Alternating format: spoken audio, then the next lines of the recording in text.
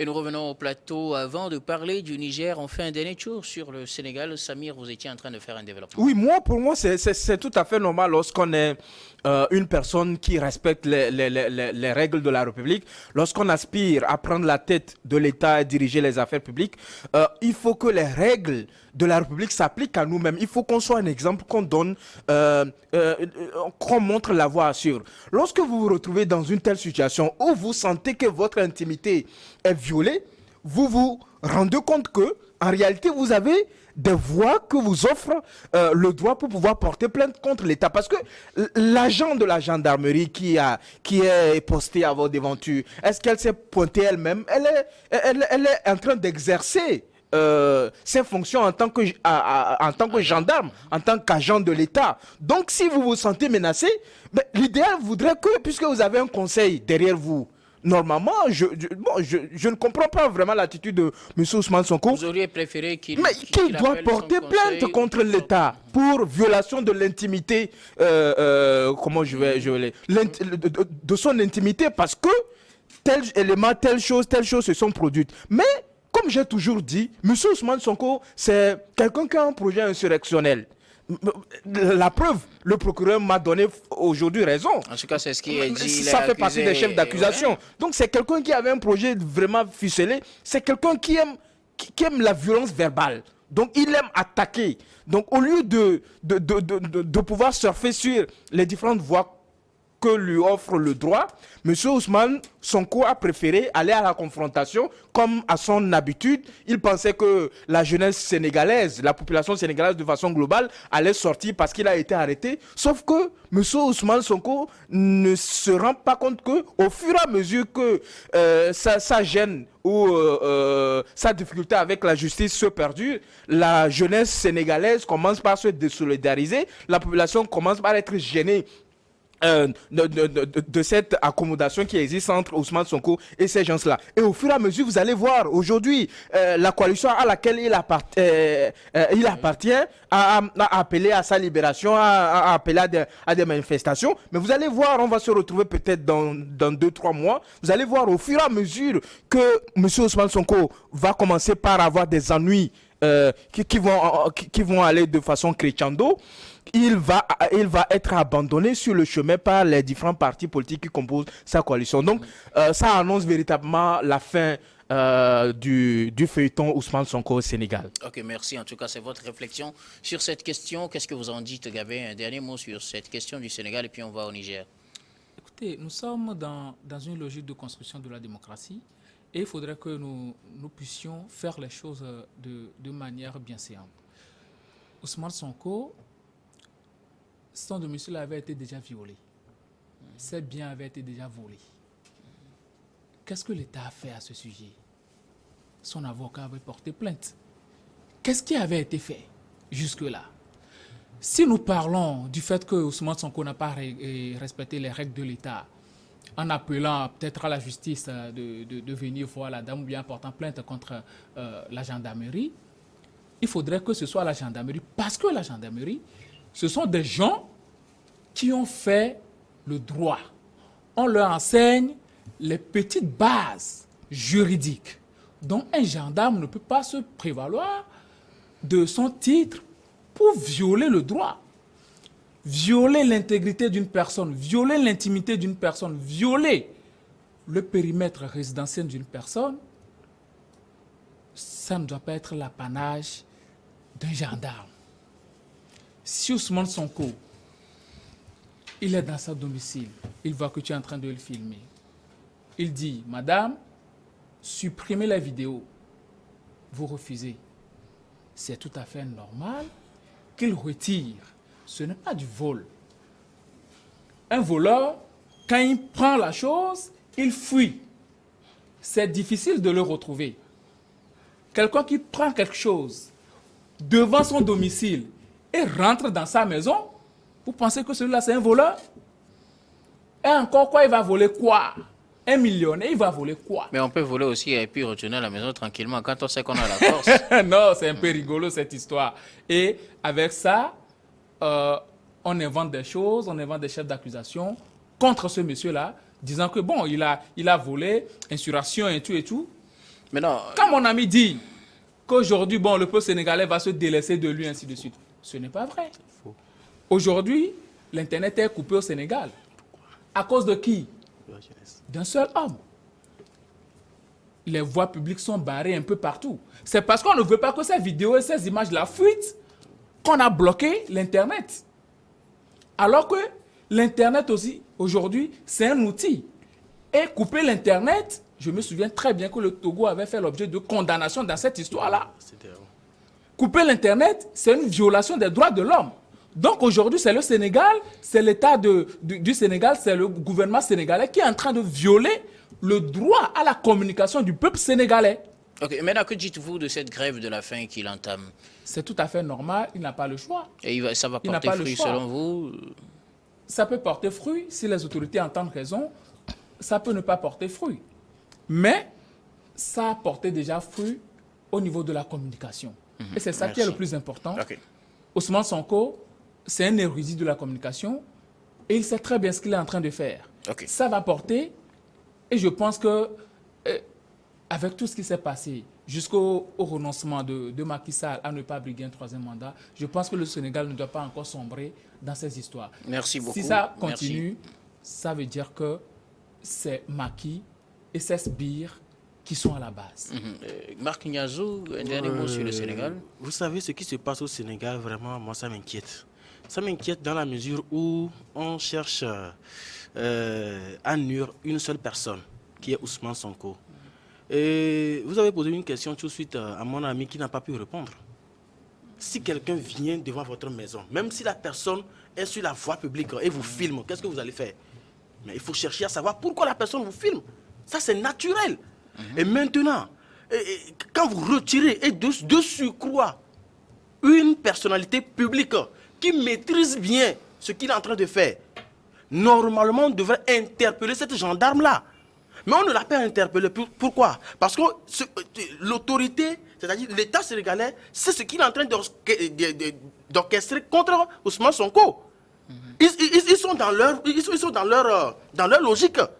Pourquoi c'est seulement Ousmane Sonko? On n'a pas demandé à la dame. Mais tu as reçu l'autorisation où? Et on s'acharne sur Ousmane Sonko. Moi, je le dis haut et fort, normalement, Macky Sall devrait intervenir. Mais comme il sait très bien qu'il a sa main dedans, c'est le pourquoi il n'intervient pas. Parce qu'arrivé un moment, le président doit taper sur la table. Mais le président même, avec ses sbires, continue par pas mettre de troubles dans le pays. Et c'est anormal pour un pays démocratique comme le Sénégal. Aujourd'hui, on coupe l'Internet pour quelle raison? Je pense et je crois très bien que bientôt le Sénégal fera, il va payer pour ce qu'ils sont en train de faire, ce qu'ils sont en train de faire pour Ousmane Sonko. Ok, là, je reste avec vous, Marc, pour aller au Niger. L'organisation, la CEDEAO, la Communauté économique des États de l'Afrique de l'Ouest, et l'UMOA ont tenu une session extraordinaire hier dimanche à Abuja, au Nigeria, sur la situation au Niger. Niger qui connaît un coup d'État depuis le mercredi dernier et qui est dirigé par un groupe de militaires. La CEDEAO et l'UMOA annoncent de lourdes sanctions contre le Niger et demande à ce pays de donner une semaine pour d'abord la libération du président déchu Mohamed Bazoum et aussi un retour à l'ordre constitutionnel. Vos réactions sur ce sommet de la CEDEAO et ses décisions? D'abord, je condamne fermement le coup d'État en Afrique. Et ce n'est pas une bonne chose parce que ça retarde la démocratie. Mais je l'ai toujours dit, il faut reconnaître que certains coups d'État sont Pourquoi, salutaires. après avoir dit je condamne, vous ajoutez toujours un mais? Oui, il y a toujours un mais. Dans toutes les choses, il y a toujours un mais. Parce qu'il y a certains coups d'État qui sont salutaires. Quand je prends l'exemple du Ghana à côté de nous, aujourd'hui, Jerry Tama et... Jerry John Et- J.J. Loris, J.J. Loris. Salut à Jerry Jama. paix à son âme. Ouais. Et il est devenu un modèle pour tout le monde aujourd'hui. Après Nelson Mandela, on parle de J.J. J.J. Loris. Mais n'oublions pas que c'est suite C'était à un un coup putschiste. d'État. suite à un coup d'État. Et donc, du coup, parfois, on peut le dire qu'il y a certains coups d'État qui sont salutaires. Et maintenant, Et est-ce que c'est le cas au Niger? Oui, je reviens au Niger. Et personnellement, je ne suis pas d'accord avec ce coup d'État-là. Parce qu'il faut reconnaître que dans le Sahel, Bazoum est venu au pouvoir par des élections. Oui. Et aujourd'hui, je ne vois pas trop les raisons que les poutistes sont en train de donner. Je ne suis pas d'accord avec eux. Quand ils parlent On parle de mauvaise gestion de problèmes, sécuritaire et économique. oui et autres, c'est faux, c'est archi faux. Je serais d'accord s'ils parlent de la coopération de Bazoum, en fait, du Niger avec la France. Vous n'êtes pas sans savoir ce que Bazoum fait, tout le monde le sait très bien. Bazoum est un allié, je dirais. Et d'ailleurs, vous allez le voir sur les réseaux sociaux, le dernier allié de la France, qu'on vient de couper d'ailleurs. Mais ce que la CEDEAO vient de faire, comme toujours, médecin après la mort. Et moi, quand j'ai lu le premier communiqué, mais je riais. Parce que c'est le communiqué du Burkina Faso qu'ils ont pris pour changer le nom directement. Moi, je suis un journaliste. Je sais faire des analyses. C'est seulement le nom qu'ils ont changé directement. Et ils ont dit, ils appellent au calme dans le pays, comme d'habitude. Mais vous savez, ces sanctions-là, comme d'habitude, ils ont lancé des sanctions contre le Mali oui, dans l'affaire de coup d'État. Dans l'affaire de coup d'État. Même chose contre Burkina Faso. Moi, je le dis toujours, je suis Saint Thomas. J'attends ce qu'ils vont faire.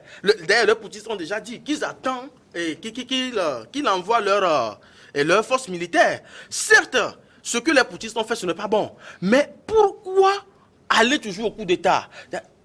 La cause est très importante. La cause est très importante. Au Niger aujourd'hui, l'uranium, au Niger, est-ce que la population bénéficie des ressources minières, des ressources naturelles de leur pays? Est-ce que c'est la faute à Bazoum? Non. Qu'est-ce que Bazoum sillonne d'avion en avion, et de pays en pays? Bazoum ne prend pas son bateau de pèlerin dans le pays. Il y a un autre problème. Pas le problème de sécurité, mais il y a un autre problème. La population ne mange pas sa faim. Vous voyez les Nigériens qui viennent dans nos pays aujourd'hui. Quand vous prenez vos engins et vous allez sur les feux tricolores, vous allez voir tous ces enfants-là. Un jour, moi, j'ai fait un micro-trottoir. Mais avant, on pensait que ceux-là qui sont au niveau des feux tricolores-là, ce sont des Maliens et des Tchadiens. Mais il y a plein de Nigériens dedans. Pourquoi ils quittent dans leur pays pour venir dans notre pays? Pas seulement au Togo, mais dans la sous-région. Parce qu'ils ne trouvent pas à manger. Quand la population ne trouve pas à manger, la population, elle est obligée d'être contre vous. Et d'abord, l'armée républicaine.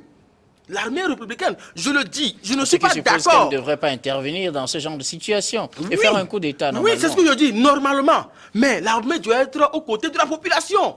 L'armée ne doit pas défendre les dirigeants, mais l'armée doit défendre la population. Quoi qu'on dise, la CEDEAO, la sanction de la CEDEAO, moi je le dis, ça ne va rien faire. Ça ne fera rien, absolument rien.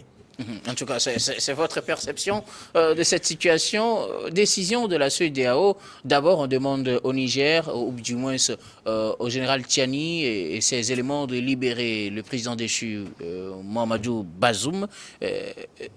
Mohamed Bazoum, excusez-moi. De libérer Mohamed Bazoum et aussi de rétablir l'ordre constitutionnel. Ils ont justement une semaine pour le faire. On annonce d'autres sanctions, notamment des sanctions économiques, et on n'exclut pas aussi un recours à la force, Gabin Adjao. Bon, c'est tout à fait normal qu'on demande le retour à l'ordre constitutionnel, parce que le désordre, ça n'a jamais profité à qui que ce soit.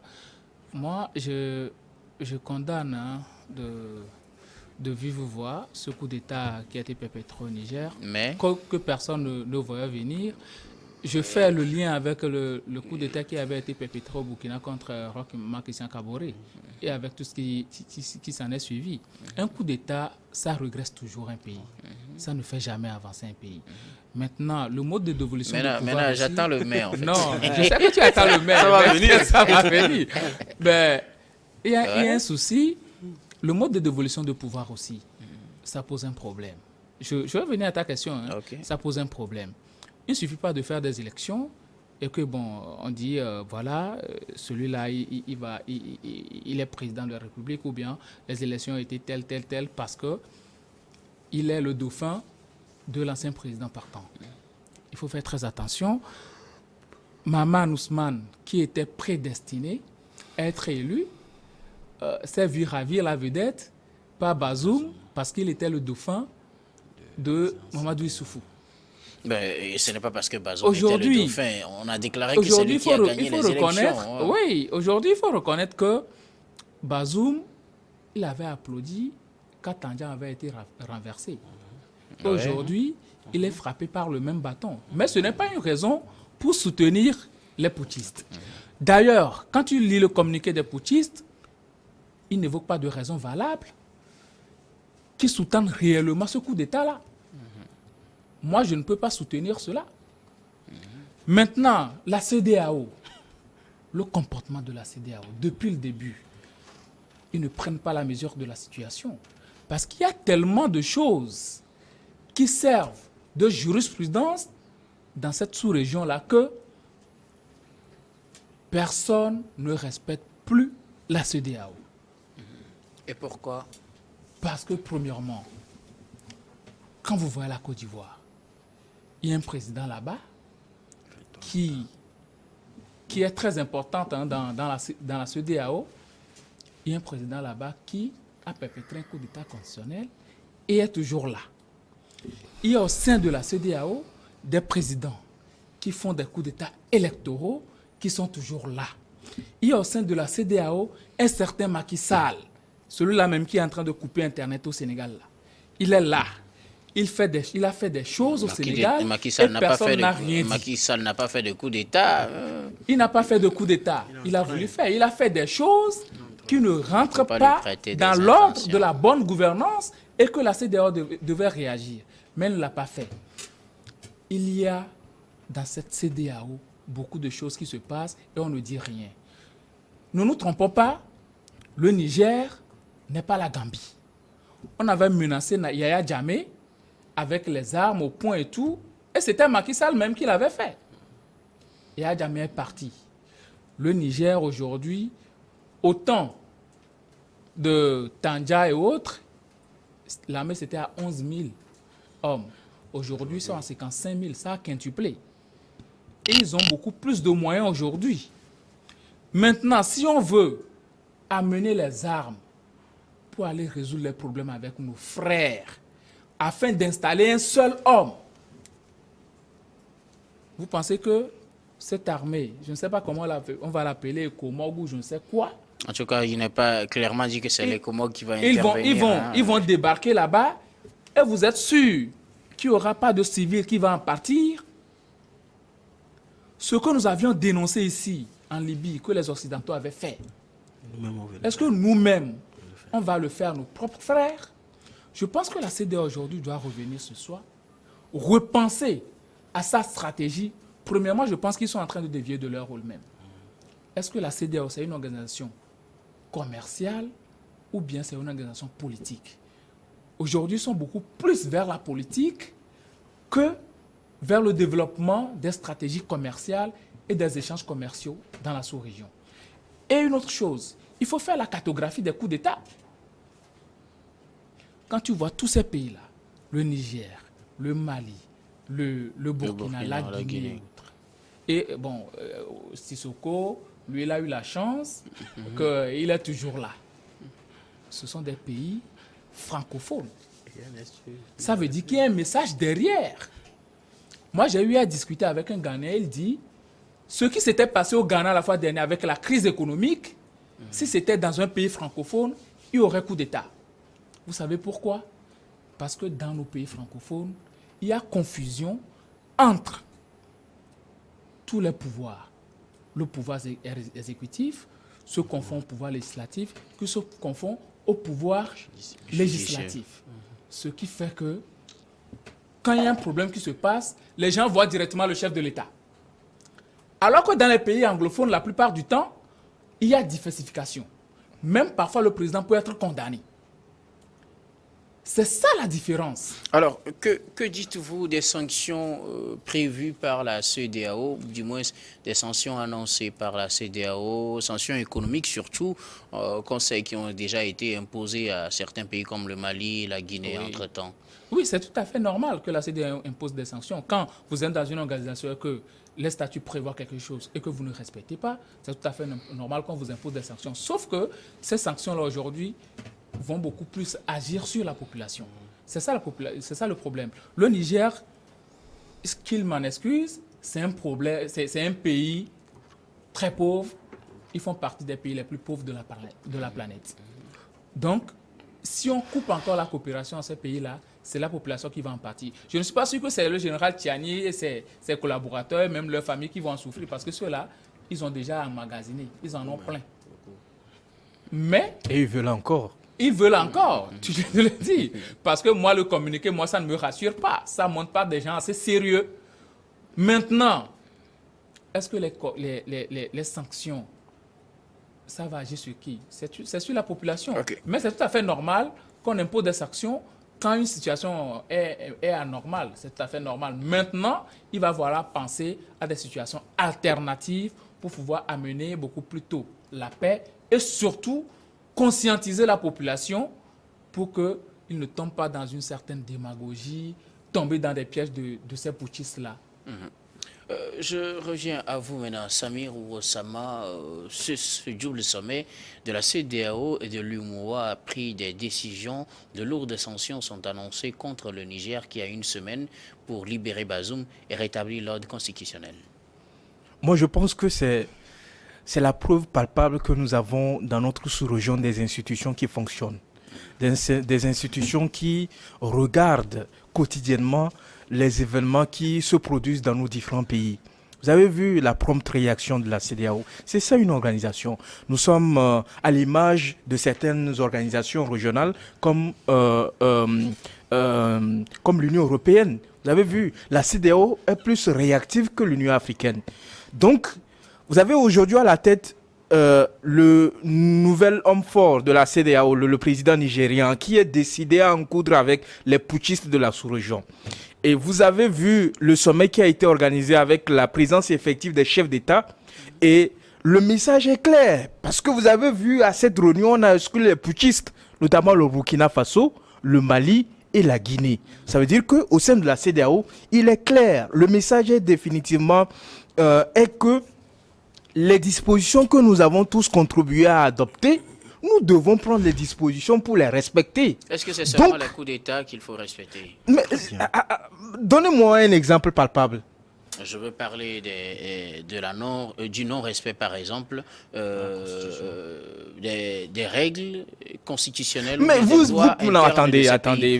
Si vous voulez qu'on en discute, si vous voulez qu'on en discute, de donner des exemples. Vous êtes dans je veux parler des coups d'État constitutionnels. Je veux parler, comme quelqu'un le disait, des coups d'État électoraux. Je veux parler de la violation des droits de l'homme. Je veux parler de la non-mise en exécution, peut-être, de la libre circulation des personnes et des biens. Tout ce qui fait l'identité de la CEDEAO, ce n'est pas totalement respecté. Et vous avez vu, vous avez bien fait de le citer, vous avez bien vu que la CEDEAO se réunit régulièrement, notamment les pays comme le Togo accueillent les réunions périodiques de la CEDEAO pour discuter des mesures à prendre pour faciliter la libre circulation des biens et des personnes. Et le Togo est un exemple dans ce sens-là où nous appliquons de façon rigoureuse les dispositions de la CEDEAO en termes de libre circulation des biens et des personnes. Quand cela ne tienne, vous savez, dans des pays où il y a les institutions qui fonctionnent, dans des pays où il y a des institutions qui sont censées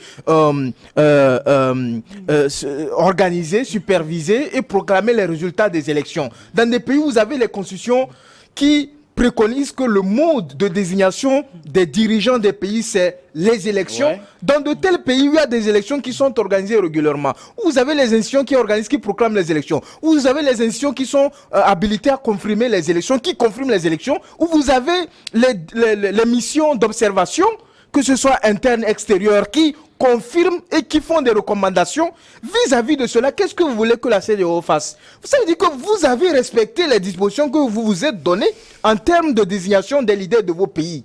Donc, je vais un peu vous décevoir, même moi je ne considère pas cela comme un coup d'État constitutionnel. Que les gens m'en excusent pour cela. Même si, mais dans ce cas de à l'espèce, l'approche des élections, on change les constitutions pour pouvoir se présenter, ce n'est pas un vous coup d'État avez dans un constitutionnel. pays comme les nôtres, où vous avez dans vos constitutions prévues les modes par lesquels vous pouvez appeler la population à se prononcer, notamment par le mode référendaire. Que vous organisez un référendum où les populations apportent leur adhésion à la modification d'une constitution, où le président n'est pas resté dans un bureau et a rédigé une constitution et a fait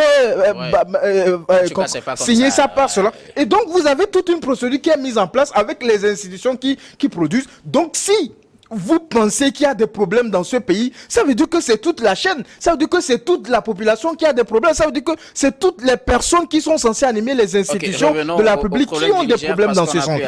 Dans le cas de l'espèce où vous avez dans un pays, vous avez un pays comme le Niger où le taux de pauvreté avoisine un taux à peu près de 42%. Vous avez le plus bas taux de scolarisation au niveau de la sous-région. Donc vous vous rendrez compte que c'est un pays très pauvre qui aura du mal à résister aux sanctions économiques qui sont prises par la CEDEAO et l'UEMOA. Vous avez un pays comme le Niger, où le budget du Niger bénéficie d'un certain appui de certaines organisations comme l'Union européenne. Donc, ils appellent ça appui budgétaire.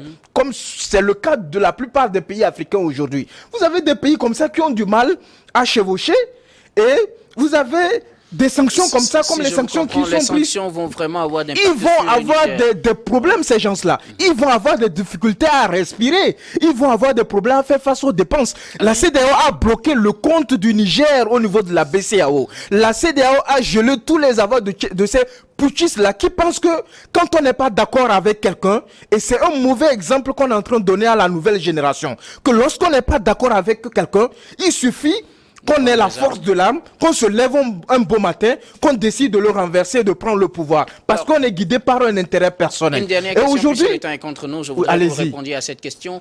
Est-ce que cette demande de rétablir Bazoum dans ses droits, est-ce que c'est possible, c'est réalisable? C'est possible. Il faut pour cela passer par les discussions. Il faut que le médiateur désigné par la CEDEAO, il faut que la CEDEAO, l'UEMOA et toutes les parties prenantes qui ont à cœur le bonheur du peuple nigérien, il faut qu'ils s'assiedent avec les putschistes pour qu'ils discutent véritablement et qu'ils puissent trouver un terrain d'entente. Dans la foulée, j'entends que les pays comme le Burkina Faso, comme le Mali, la Guinée n'entendent pas appliquer les sanctions de la CEDEAO. Mais ils vont en pâtir. Ces gens-là, ils ont des problèmes. Parce que lorsqu'on fait partie d'une organisation comme la CEDEAO, comme l'UEMOA, et lorsqu'on prend des mesures au niveau de ces instances-là, c'est-à-dire que les instances décisionnelles de ces deux organisations, et qu'un pays décide unilatéralement de se dérober de l'application de ces dispositions-là, la CEDEAO est en mesure de répliquer de façon très très puissante. Ils vont les frapper là où ça fait mal. Parce que ces gens-là, l'exemple qu'ils sont en train de donner au Niger, j'ai comme l'impression qu'ils oublient le passé. Vous avez vu les Maliens lorsqu'ils faisaient les courses, ils couraient de gauche à droite, ils couraient dans tous les sens. Ils sont venus même chez nous ici à Lomé. Ils ont supplié le chef de l'État pour qu'il intervienne dans leur sens pour que les sanctions soient levées et qu'ils puissent bénéficier des différents avantages de ces organisations. Ces gens-là, attendez, c'est ces gens-là aujourd'hui qui sont en train de soutenir un pays qui est en train de traverser des périodes au lieu de contribuer à ce que cette crise-là soit résolue, ils sont en train d'envenimer la situation. C'est très très dangereux ce qu'ils sont en train de faire le jeu parce qu'eux-mêmes ils n'ont pas encore fini avec la CEDEAO. Malheureusement, le temps est contre nous. Nous allons marquer la pause pour le journal. Ce qui est, si on revient toujours sur le Niger, vous aurez le temps de réagir par rapport à la position de Samir. On marque la pause pour le journal puis on revient.